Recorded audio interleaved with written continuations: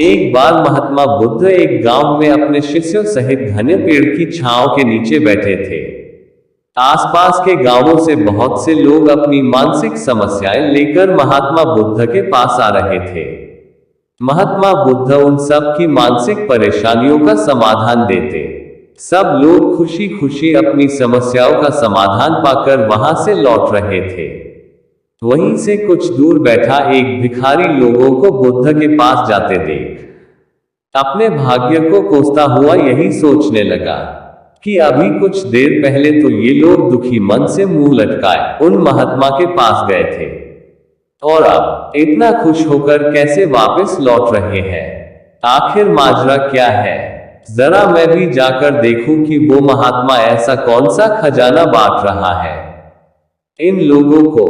वे इतने प्रसन्न हुए कि उनके चेहरे लाल हो गए। जब वो दुखी भिखारी कुछ नजदीक गया तो उसने देखा कि ये महात्मा तो लोगों को प्रवचन देकर लोगों के दुख का निवारण कर रहे हैं। यह देखकर भिखारी के मन में भी तीव्र इच्छा हुई कि क्यों न मैं भी इन महात्मा को अपना दैख बताऊं, मुझे भी अपने दुख का समाधान अवश्य मिलेगा।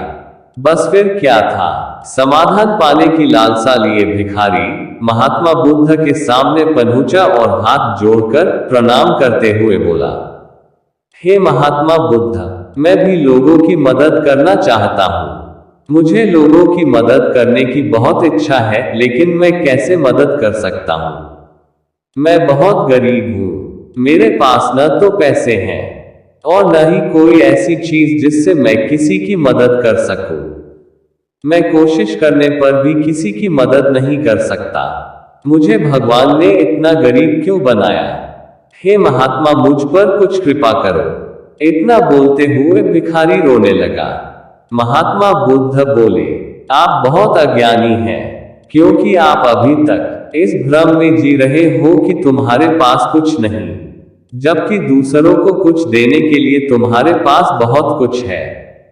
तुम बिना धन और वस्तु के भी दूसरों की मदद कर सकते हो। तुम्हारे पास जुबान है जिससे तुम मीठे शब्द बोलकर किसी के ढकी चेहरे पर मुस्कान ला सकते हो। इन्हीं शब्दों की ताकत से तुम किसी के भी टूटते हौसलों को फिर से मजबूत कर सकते हो। इन शब्दों की शक्ति से आप किसी के भी मन में सकारात्मक विचारधारा के बीज बो सकते हो और उसे गलत रास्ते पर जाने से रोक सकते हो। तुम्हारे दो हाथों से किसी भी कमजोर या लाचार व्यक्ति की सहायता कर सकते हो। आपकी दो आंखें किसी अंधे को रास्ता दिखा सकती हैं। तुम किसी के लिए दुआ कर सकते हो। आप किसी के अच्छे स्वास्थ्य की कामना कर सकते हैं, लेकिन अज्ञानतावश तुम अब तक इस बात को समझ नहीं पाए और इस भ्रम में अब तक जीते रहे हो कि तुम्हारे पास मदद करने के लिए कुछ नहीं। किसी की मदद करने के लिए धन और वस्तु का होना अनिवार्य नहीं है। बिना धन और वस्तु के भी हम कई प्रकार से लोगों की मदद कर सकते हैं। महात्मा बुद्ध के ज्ञान से भरे ये सुंदर शब्द सुनकर भिखारी के चेहरे पर मुस्कान आ गई और वह खुशी से झूमता हुआ वहां से चला गया।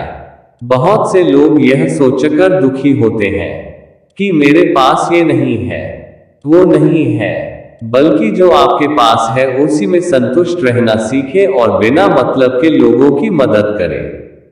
इन्हीं से आपको परम सुख की प्राप्ति होगी और आपके मन को शांति प्रदान होगी।